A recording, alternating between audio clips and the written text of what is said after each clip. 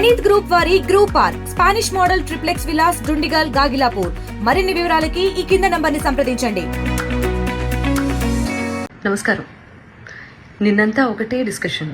Singer Pravasthi, పాడతా తీయగా judges, జ్ఞాపిక productions, ETV సంస్థ, పాడతా తీయగా రకరకాల ఛానల్స్లో రకరకాల వార్తలు ప్రసరించారు. అండ్ ఆ అమ్మాయి చాలా యూట్యూబ్ ఛానల్స్కి ఇంటర్వ్యూ ఇచ్చింది, ఎక్స్పోజ్ చేసే ప్రయత్నం చేసింది. బేసిక్గా అంటే ఇవన్నీ ఛానల్స్ వాడిన భాష అండ్ తను ఎక్స్పోజ్ చేద్దాం అనుకున్నాను అని చెప్పింది కాబట్టి ఆ మాట వాడాల్సి వస్తుంది.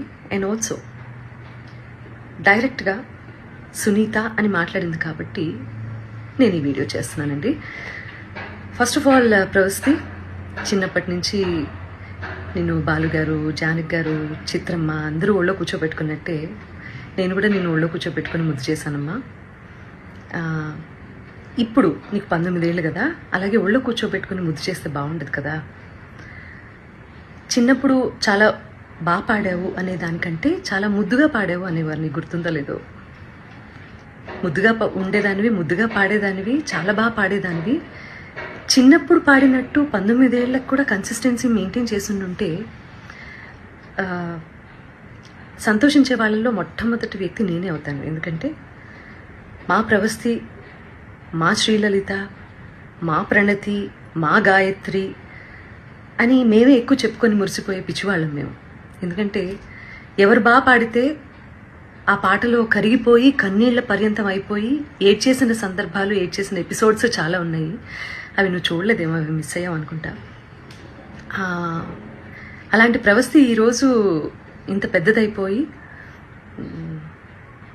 రోడ్ మీదకి వెళ్ళి ఇంతమందితో మాట్లాడి తన బాధలు వెళ్ళగక్కుని మమ్మల్ని మా గురించి చర్చించే స్థాయికి ఎదిగింది అంటే నాకు కొంచెం అసంతృప్తిగా కూడా ఉంది. But that doesn't matter for you, because నువ్వు చెప్పాలనుకున్నది చెప్పావు బయటికి వెళ్ళి. ప్రవస్తి, నీకు విషయం చెప్పాలమ్మా.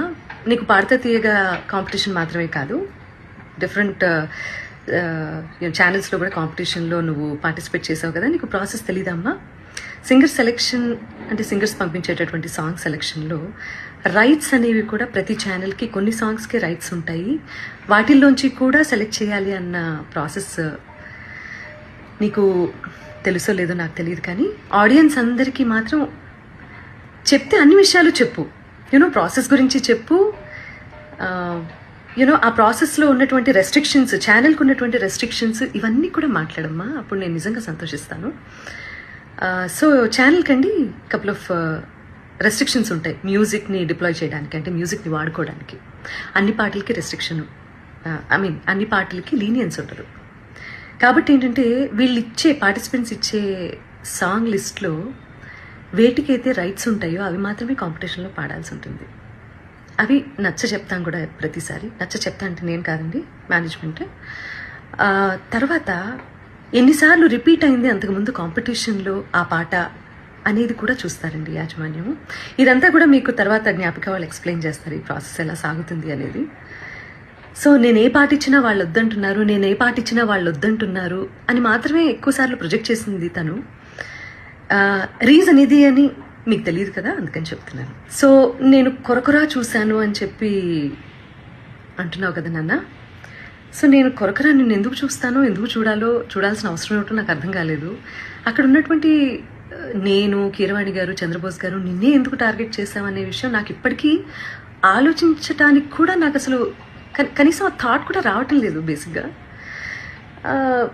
నేను నిన్ను కొరకొర ఎందుకు చూసానో మరి నాకు అర్థం కాలేదు. నువ్వు మర్చిపోయావు అనుకుంటా. నేను నీకు కొన్ని విషయాలు గుర్తు చేస్తాను. ఏంటంటే అమ్మా, క్లాసికల్ రౌండ్లోనే అనుకుంటా నీ దగ్గరికి వచ్చి మరి నువ్వు కొంచెం అప్సెట్గా ఉంటే, నువ్వు ప్రతిదానికి నువ్వు అప్సెట్ అయిపోతావు, ప్రతిదానికి ఇరిటేట్ అయిపోతావు. నీ వాయిస్ అలాంటిది. కొంతమంది ఇమోషన్స్ కంట్రోల్ చేసుకోగలుగుతారు, కొంతమంది కంట్రోల్ చేసుకోలేరు. నేను అమ్మ స్థానంలో ఉన్నాను కాబట్టి నేను అర్థం చేసుకోగలుగుతాను. నీ దగ్గరికి వచ్చి మరి మిగతా పార్టిసిపెంట్స్ సాక్ష్యంగా ఉన్నారు తల్లి. ఈ రోజుల్లో ఏంటంటే నువ్వు నా మీద ఇన్ని లిగేషన్స్ వేసావు, ప్రూవ్ చేసుకోవాల్సిన అవసరం కూడా నాకు ఉంది కదా, unfortunately are fortunately, what ever it may be. So వాళ్ళందరి మధ్యలో నీకే చెప్పాను వచ్చి, ప్రవస్తి క్లిక్ నడుస్తున్నప్పుడు నువ్వు దాన్ని బేస్ చేసుకొని పాడుతున్నావు. మృదంగం అటు ఇటు అయినా కూడా నువ్వు అప్సెట్ అవ్వాల్సిన అవసరం లేదమ్మా. నువ్వు ఎలా పాడావనేది నాకు తెలుసు, మా అందరికీ అర్థమైంది. అక్కడ కొంచెం మృదంగం నేనేదో ఇబ్బంది పెట్టినట్లుంది అని నేను నీ దగ్గరకు వచ్చి మాట్లాడాను.